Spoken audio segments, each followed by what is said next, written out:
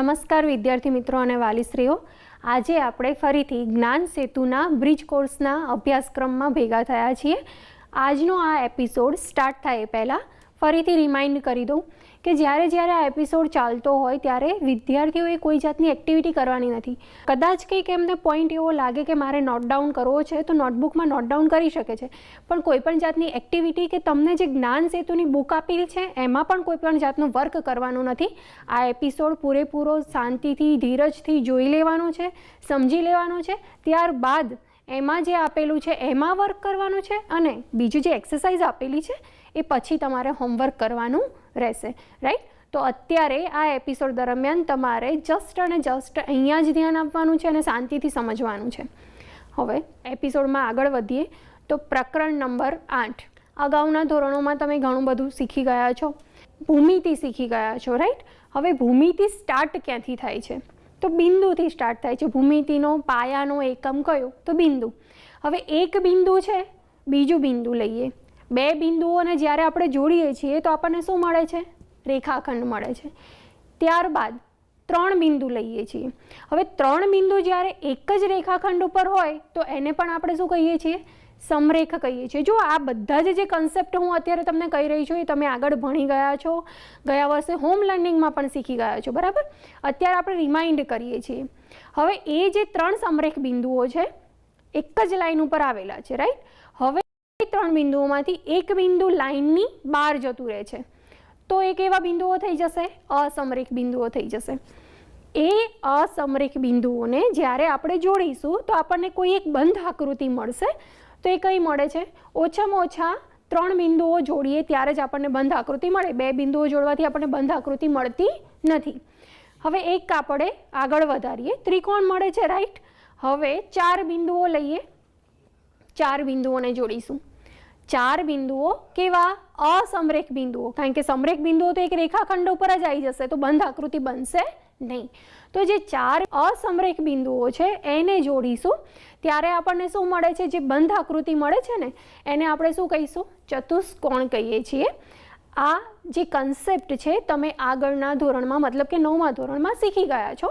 આપણે just revise કરીએ છીએ, રિમાઇન્ડ કરીએ છીએ જેથી તમને ધ્યાનમાં આવે કે તમે કેટલું યાદ રાખી શક્યા છો અને કેટલું યાદ રાખવું પડશે. બરાબર છે? કારણ કે આ બધા જ બેઝિક કન્સેપ્ટ છે કે જે તમને 10મા ધોરણના અભ્યાસક્રમમાં ખૂબ જ ઉપયોગી થઈ રહેવાના છે. સૌથી પહેલાં તો વ્યાખ્યા જોઈ લઈએ આપણે. જે સમજ્યા એ જ શબ્દોમાં વ્યાખ્યા કે 4 બિંદુઓ પૈકી કોઈ પણ 3 બિંદુઓ અસમરેખ હોય તો 4 બિંદુઓવાળી એક બંધ આકૃતિ બને તેને ચતુષ્કોણ કહેવાય છે. હવે એને ગણની ભાષામાં કહીએ. ગણ મતલબ યોગ ગણ. બરાબર? તો જ્યારે બધી બાજુઓનું સરવાળો એને ગણની ભાષામાં યોગ ગણ કહેવામાં આવે.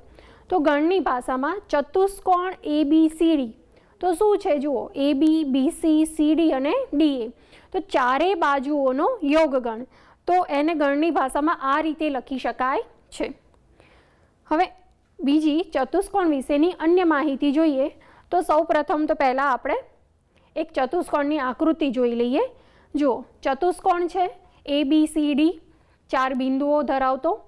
હવે એમાં 2 વિકર્ણો દોરેલા છે, AC અને D. તો શું છે બીજી માહિતી? તો એ જોઈએ તો ચતુષ્કોણ ABCD ને 4 બાજુઓ હોય છે. કઈ કઈ બાજુઓ છે?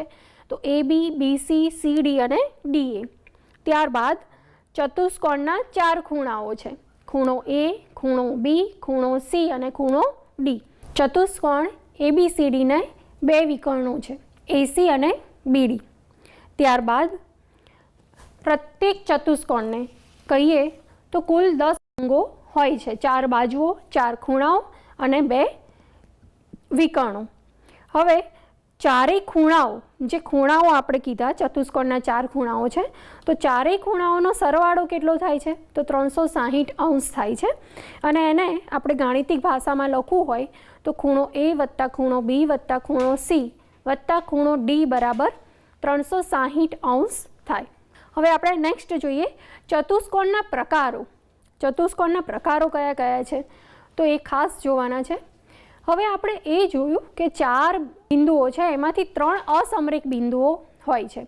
હવે એ જે 3 અસમરેખ બિંદુઓ છે એમાં પણ બે પ્રકારની આકૃતિ રચી શકીએ છીએ ચતુષ્કોણ માટે.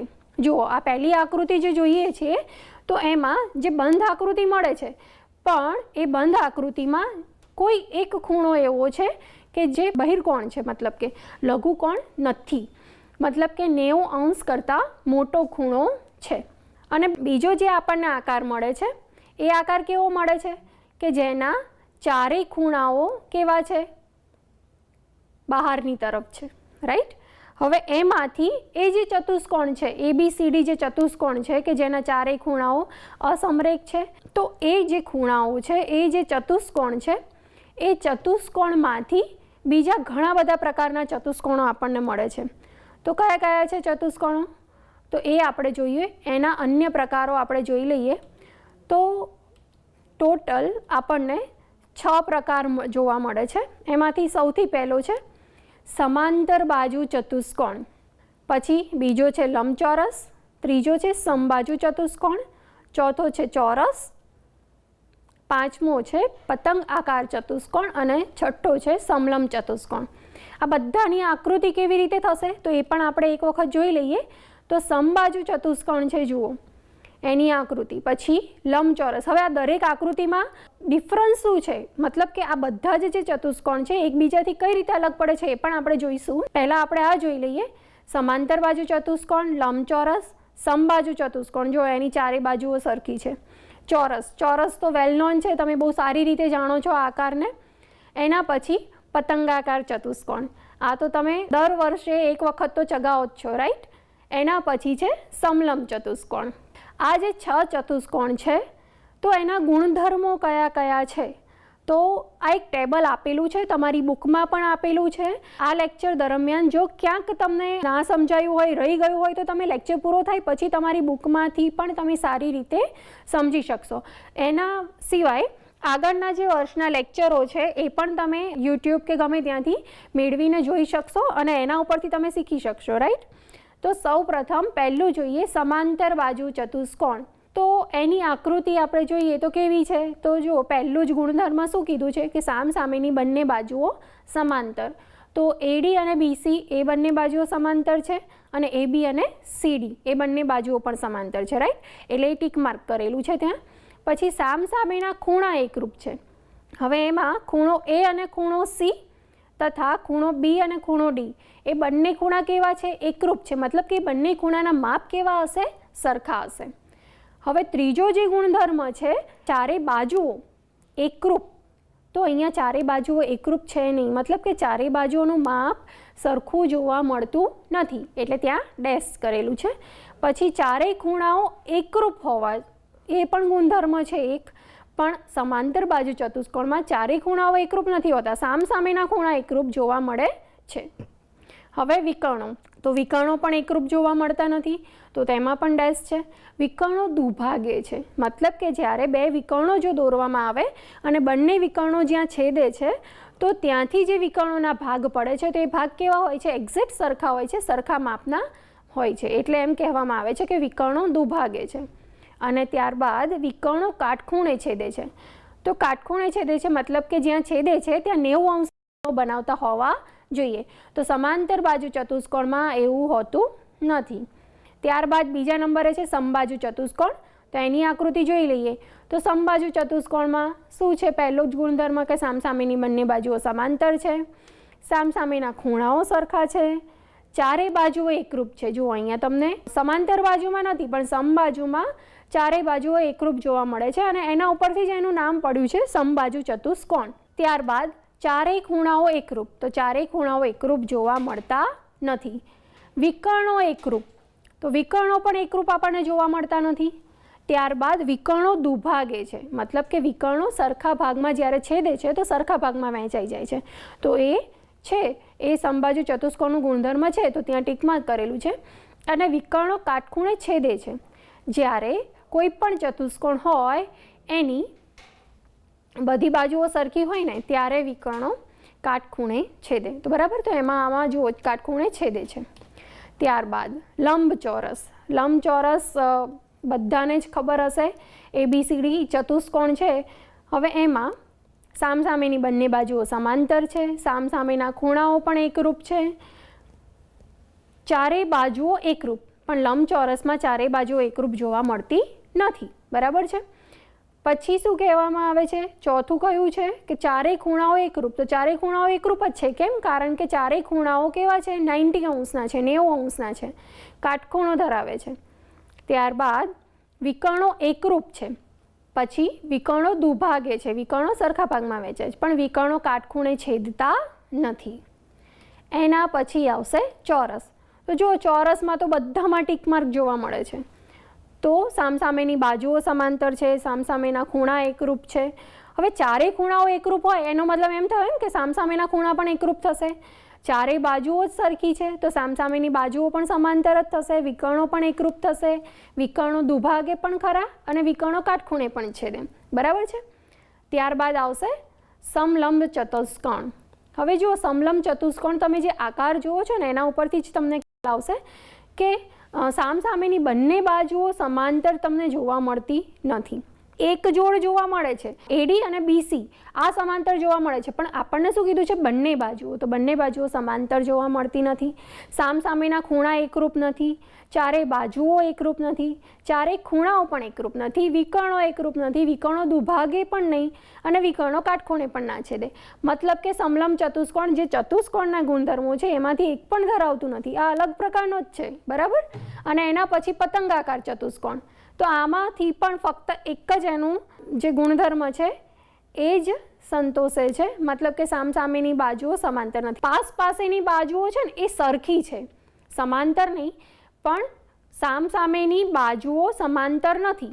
પછી સામસામેના ખૂણા એકરૂપ નથી, ચારેય બાજુઓ એકરૂપ નથી, ચારેય ખૂણાઓ જે છે એ પણ એકરૂપ નથી, વિકર્ણો એકરૂપ નથી, વિકર્ણો દુભાગે પણ નહીં, વિકર્ણો કાટખૂણે છેદે છે. કેમ? કારણ કે જો તમે એનો આકાર જુઓ ને તો પણ તમને ખ્યાલ આવી જશે કે જ્યારે એના વિકર્ણો દોરવામાં આવે તો કાટખૂણે છેદે. પણ અહીંયા એક બીજું લક્ષણ શું જોવા મળે છે પતંગાકાર ચતુષ્કોણમાં? કે એની પાસેની જે બે બાજુઓ છે, અહીંયા આપણે જે ચતુષ્કોણ આપેલો છે ABCDમાં, AB અને BC આ બંને બાજુઓ સરખી જોવા મળે છે, અને AD અને DC આ બંને બાજુઓ સરખી જોવા મળે છે, પણ સામસામેની બાજુઓ સરખી જોવા મળતી નથી. તો આ જે ચતુષ્કોણો છે એ ચતુષ્કોણો છે, 6 ચતુષ્કોણ અને એના ગુણધર્મો. આ ગુણધર્મો ખાસ ધ્યાનમાં રાખવાના, કારણ કે આ ગુણધર્મો દ્વારા જ આપણે આગળના એક્ઝામ્પલ્સ ગણી શકીશું અને પ્રમેયો, જે પ્રમેયો પણ આવે છે ને એ આના ઉપરથી જ, આના ગુણધર્મોના આધારે જ પ્રમેયો સાબિત કરવાના આવતા હોય છે. તો ખાસ આ ગુણધર્મો યાદ રાખવા જરૂરી છે. તમે એક એના આકારો અને એની સામે જે બાજુઓ રહેલી છે, ખૂણા રહેલા છે, એ જસ્ટ આકારો તમને યાદ રહે ને તો પણ તમને આ ગુણધર્મો યાદ રહી જાય છે. હવે નેક્સ્ટ જોઈએ પ્રમેય 8.1. તમે જોઈ ગયા ધોરણ 9માં. એ શું કહે છે કે સમાંતર બાજુ ચતુષ્કોણનો કોઈ પણ વિકર્ણ તેનું બે એકરૂપ ત્રિકોણોમાં વિભાજન કરે. હવે સમાંતર બાજુ ચતુષ્કોણ કહેવાય ને એટલે તમારા મગજમાં એક આકૃતિ, ફિક્સ આકૃતિ આવી જવી જોઈએ કે આ છે એક સમાંતર બાજુ ચતુષ્કોણ છે. હવે એનો એક વિકર્ણ દોરી દેવામાં આવ્યો છે AC. હવે એ શું કરે છે કે તેનું બે એકરૂપ ત્રિકોણમાં વિભાજન કરે છે. મતલબ કે જ્યારે એક વિકર્ણ દોરવામાં આવે છે તો સમાંતર બાજુ ચતુષ્કોણના જે બે ભાગ પડે છે ને એ બંને ભાગ મતલબ ત્રિકોણો બને છે. તો એ બંને ત્રિકોણો કેવા બને છે? એકરૂપ ત્રિકોણો બને છે. તો એના ઉપરથી આપણે શું લખી શકીએ કે ત્રિકોણ ABC અને ત્રિકોણ CDA, એમાં BC અને AD જો સમાંતર બાજુ ચતુષ્કોણ છે એટલે બે બાજુઓ સમાંતર થઈ, અને BC સમાંતર AD છે, અને શું કીધું છે? ACની છેદિકાથી બનતા, એટલે AC જે છેદિકા છે, સમાંતર બાજુઓને છેદતી રેખા, એને કહેવાય છેદિકા. તો છેદિકાથી બનતા બે ખૂણાઓ કયા કયા છે? બે ખૂણાઓ તો BCA અને DAC. આ બંને ખૂણાઓ કેવા થાય? સરખા. બરાબર. આ પણ તમે 9મા ધોરણમાં આગળ શીખી જ ગયા છો કે બે સમાંતર રેખાઓની છેદિકાથી ઘણા બધા જે ખૂણાઓ બને છે એને એ બધા જ ખૂણાઓના નામ પણ તમને યાદ જ છે, રાઈટ? આ જે ખૂણાઓ છે એને યુગ્મ કોણો કહેવામાં આવે છે. બીજા ઘણા બધા પ્રકારના ખૂણાઓ તમે શીખી ગયા છો. તો યુગ્મ કોણો કેવા હોય? હંમેશા એકરૂપ, મતલબ સરખા જોવા મળે છે. ત્યારબાદ બીજો એક પ્રમેય છે મધ્યબિંદુ પ્રમેય. તો એ પ્રમેય શું કહેવા માંગે છે કે ત્રિકોણની બે બાજુઓના મધ્ય બિંદુઓને જોડતો રેખાખંડ ત્રીજી બાજુને સમાંતર અને તેના માપથી અડધા માપનો હોય છે. બરાબર. આ પણ આકૃતિ આપણે લઈએ એટલે તમને આઈડિયા આવી જશે. હવે જે આ એક્ઝામ્પલ આપેલો છે એમાં આપણે જોયું કે મધ્ય બિંદુઓ ત્રિકોણની ત્રણેય બાજુઓને છેદે છે. તો એ જે ત્રણેય બાજુઓને છેદે છે તો શું કરે છે? બંનેને સરખા ભાગમાં વિભાજન કરે છે. તો જુઓ, એ બી આપણને 16 આપેલો છે, તો સરખા ભાગમાં વિભાજન થાય તો અડધા અડધા થઈ જશે. તો એ કેટલા થશે? 8 8 થશે, રાઈટ. એ જ રીતે બીસી આપણને કેટલો આપ્યો છે? 20 આપ્યો છે. તો એના પણ બે સરખા ભાગ કરીએ એટલે 10 10 થશે. એ જ રીતે જે 24 છે એના પણ જો બે સરખા ભાગ કરીએ તો આપણને કેટલા મળશે? 12. હવે શોધવાનું શું છે? પરિમિતિ શોધવાની કીધી છે, બરાબર. હવે પરિમિતિ શોધવા માટે પહેલાં તો આપણે આકાર જોવો પડશે. કયો આકાર કીધો છે? તો PBCR કીધો છે. તો આપણે P થી સ્ટાર્ટ કરીએ લાઈન. તો PB પછી હવે ક્યાં જશે? તો C સુધી જવાનું છે. તો આ જે ચતુષ્કોણ કેવો બનશે તમે આકાર ઇમેજિન કરી શકો છો. C અને C પછી R અને આ છે PR, રાઈટ. તો જો આ કેવો આકાર બન્યો ચતુષ્કોણનો? સમલંબ ચતુષ્કોણ બન્યો, બરાબર છે. હવે આની પરિમિતિ આપણે શોધવાની છે કે પરિમિતિ શું થાય. તો પરિમિતિનું સૂત્ર તો એકદમ ઇઝીલી તમને આવડતું હશે, આગળ શીખીને જ આવ્યા છો કે પરિમિતિ એટલે શું. તો ચતુષ્કોણ PBCRની પરિમિતિ એટલે શું થાય? તો જેટલી પણ બાજુઓ છે એ બધી બાજુઓનો સરવાળો. તો લખીએ PB વત્તા BC વત્તા CR વત્તા PR, બરાબર છે. PR અથવા RP તમે ગમે તે લખી શકો છો. હવે અહીંયા શું થશે સરવાળો? અહીંયા થશે 8, પછી થશે 20, અહીંયા થશે 12. હવે જુઓ, આ જે PR છે એ PR આનું અડધો ભાગ કરે છે, રાઈટ. તો PRનું જે માપ છે એ આપણને કેટલું મળશે? 10 મળશે. તો એના ઉપરથી આપણે આ બધાનો હવે સરવાળો જ કરવાનો છે. 8 વત્તા 20 28, 28 વત્તા 2 30, 30 ને 10 40 ને 10 50. તો અહીંયા આપણે પરિમિતિ જે શોધવાની છે એ 50 એકમ. જો અહીંયા આપણને કોઈ એકમ આપેલો નથી, સપોઝ કે સેન્ટીમીટર મીટર એવું કંઈ આપેલું હોય તો તમારે મીટર કે સેન્ટીમીટર લખવાનો છે. પણ અહીંયા જો કોઈ એકમ આપેલો ના હોય તો તમારે અહીંયા એકમ મેન્શન કરવાનો થાય. તો અહીંયા આપણે જે ખાલી જગ્યા આપેલી છે એમાં લખીશું પરિમિતિ કેટલી થાય છે? 50 એકમ થાય છે, બરાબર. એકદમ ઇઝી છે એક્ઝામ્પલ. શું ધ્યાનમાં રાખવાનું છે? બસ તમારે ચતુષ્કોણના ગુણધર્મો ધ્યાનમાં રાખવાના છે. હવે આપણે જે આ એક્ઝામ્પલ ગણ્યા પછી કેટલાક અગત્યના પરિણામો જોઈ લઈએ. જો તમને અહીંયા સ્ક્રીન ઉપર બે આકૃતિઓ જોવા મળે છે, એ છે શું અને શું કહેવા માંગે છે તો એ જોઈશું. સમબાજુ ચતુષ્કોણની બાજુઓના મધ્યબિંદુઓને જોડવાથી બનતો ચતુષ્કોણ લંબચોરસ હોય છે. કેવો હોય છે? લંબચોરસ. હવે કઈ રીતે આપણે જોઈએ તો એની એક આકૃતિ અલગ આવે છે અને આ અલગ આકૃતિ આપણે દોરીને જોઈ લઈશું અને એના જે રિઝલ્ટ હોય છે એના ઉપરથી તમને આઈડિયા આવી જશે. જો અહીંયા બાજુમાં જે આકૃતિ આપી છે એ કેવી છે? સમલંબ દેખાય છે. તો સમલંબ ચતુષ્કોણ ABCDમાં BC સમાંતર AD આપેલું છે, મતલબ કે સમલંબમાં એક બાજુઓની જોડ છે એ સમાંતર છે, રાઈટ. M એ ABનું અને N એ CDનું મધ્યબિંદુ છે. તો MN બરાબર શું થશે? જો વચ્ચેની જે આડી લાઈન તમને ગમે ત્યારે આવી રીતે એક્ઝામ્પલ પૂછવામાં આવે તો જે આડી લાઈન છે એનું માપ શોધવાનું કે MN શોધવાના કે મધ્યબિંદુઓને જોડતો રેખાખંડ શોધવાનો કે તો એનું સૂત્ર શું થશે? તો AD વત્તા BC જે સમાંતર બે બાજુઓ છે એ બંને બાજુઓનો સરવાળો ભાગ્યા 2. હવે એનું એક ઉદાહરણ જોઈ લઈએ. ઉદાહરણમાં જો આપેલું છે કે BC 8 છે, AD 12 છે, તો MN કેટલા થાય? તો 8 વત્તા 12 કેટલા થાય? 20 અને 20 ભાગ્યા 2 તો MN આપણને મળે છે 10, બરાબર. એ જ રીતે હવે નીચે જે બીજી આકૃતિ આપેલી છે ને તો એ આકૃતિ માટે પણ જોઈ લઈએ. હવે જો અહીંયા MN જ શોધવાનો છે પણ એમાં શરત બદલાઈ જશે. કેમ? કારણ કે વિકર્ણોમાં છે, વિકર્ણોને છેદતો MN છે. તો સમલંબ ચતુષ્કોણ ABCDમાં BC સમાંતર AD તથા M અને N જે મધ્યબિંદુઓ આપેલા છે અને તેને AC અને BD વિકર્ણ આપેલા છે. હવે એસી અને બીડી વિકર્ણથી જે નાનો રેખાખંડ બની જાય છે એમએન, એનું સૂત્ર શું થાય? એમએન શોધવાનું સૂત્ર તો એડીમાંથી, મતલબ કે મોટી જે રેખાખંડ, નીચેનો જે રેખાખંડ છે એડી, એ બાજુમાંથી ઉપરની બાજુ બીસી બાજુ માઇનસ થાય છે અને એને 2 વડે ભાગવામાં આવે છે. એનું પણ ઉદાહરણ આપણે એક જોઈ લઈએ. બીસી બરાબર 8, એડી બરાબર 12 હોય તો એમએન બરાબર કેટલા થાય? તો 8 + 12 આપણે જોઈ લીધું કે 20 થાય છે. હવે સરવાળો કરીએ છીએ ત્યારે 20 થાય છે અને અહીંયા શું થાય છે? માઇનસ થાય છે. તો 12 - 8 તો કેટલા થાય? 4 અને 4 ભાગ્યા 2 લઈશું તો આપણે મળે છે આન્સર 2, રાઈટ? તો એમએન આપણને મળશે 2. હવે દરેકે દરેક ચતુષ્કોણની વ્યાખ્યા આપેલી છે કે એક જ વસ્તુ તમારે ધ્યાનમાં રાખવાની કે આટલી વસ્તુ હોય એટલે એ ચતુષ્કોણ ડાયરેક્ટ તમે કહી શકો કે લંબચોરસ છે કે સમાંતર બાજુ છે કે સમબાજુ છે. એમાં સૌ પ્રથમ જોઈએ કે જે સમાંતર બાજુના માત્ર વિકર્ણો એકરૂપ હોય, ફક્ત ને ફક્ત શું કીધું છે? ફક્ત ને ફક્ત વિકર્ણો એક સરખા, એક જ માપ ધરાવતા એકરૂપ હોય તો તેને લંબચોરસ કહેવાય છે.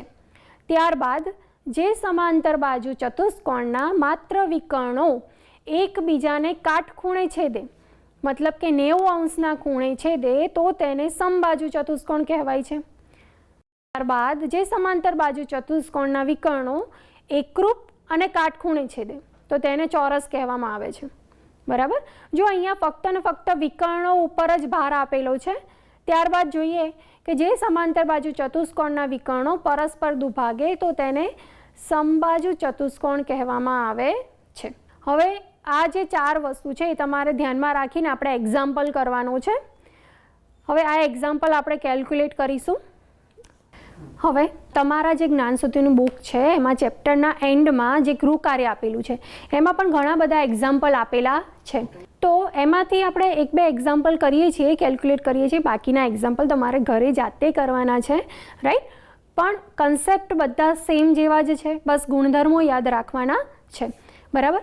તો હવે સૌ પ્રથમ જે આપણે રકમ આપેલી છે, આકૃતિ આપેલી છે એ જોઈએ અને રકમ વાંચીએ શું કહેવા માગે છે. તો આકૃતિમાં સમાંતર બાજુ ચતુષ્કોણ PQRS આપેલો છે.